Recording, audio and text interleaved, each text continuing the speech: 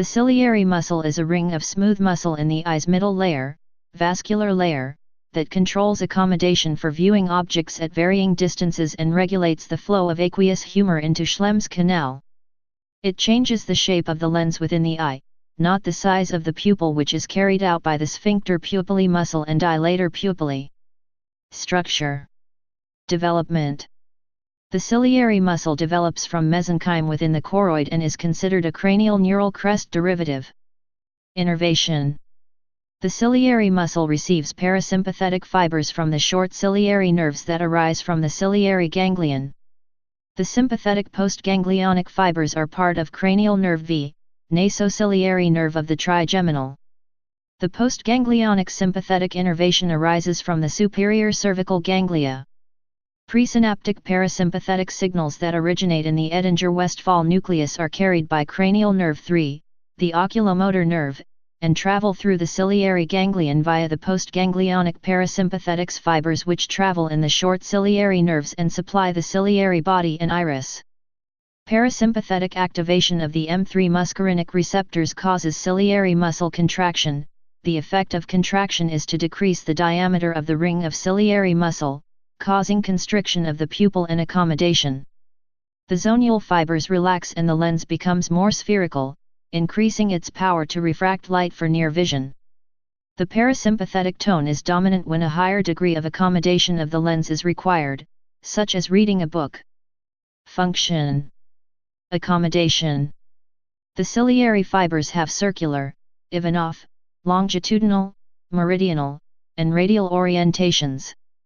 According to Hermann von Helmholtz's theory, the circular ciliary muscle fibers affect zonular fibers in the eye, fibers that suspend the lens in position during accommodation, enabling changes in lens shape for light focusing. When the ciliary muscle contracts, it pulls itself forward and moves the frontal region toward the axis of the eye. This releases the tension on the lens caused by the zonular fibers, fibers that hold or flatten the lens. This release of tension of the zonular fibers causes the lens to become more spherical, adapting to short-range focus. Conversely, relaxation of the ciliary muscle causes the zonular fibers to become taut, flattening the lens, increasing the focal distance, increasing long-range focus. Although Helmholtz's theory has been widely accepted since 1855, its mechanism still remains controversial. Alternative theories of accommodation have been proposed by others, including L. Johnson, M. Tscherning, and especially Ronald A. Shachar. Trabecular meshwork pore size.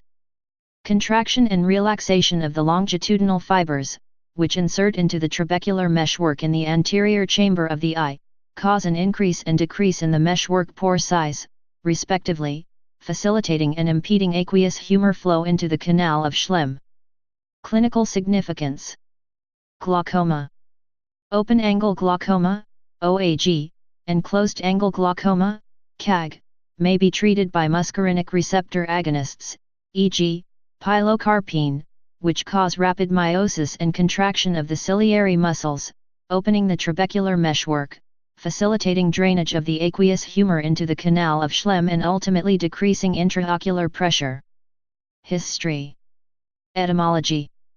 The word ciliary had its origins around 1685–1695. The term cilia originated a few years later in 1705–1715, and is the Neo-Latin plural of cilium, meaning eyelash. In Latin, cilia means upper eyelid and is perhaps a back formation from supercilium, meaning eyebrow. The suffix "ary" originally occurred in loanwords from Middle English, "ary," Old French, "er," ear, ear, air, er, and Latin, "rius." It can generally mean pertaining to, connected with, contributing to, and for the purpose of.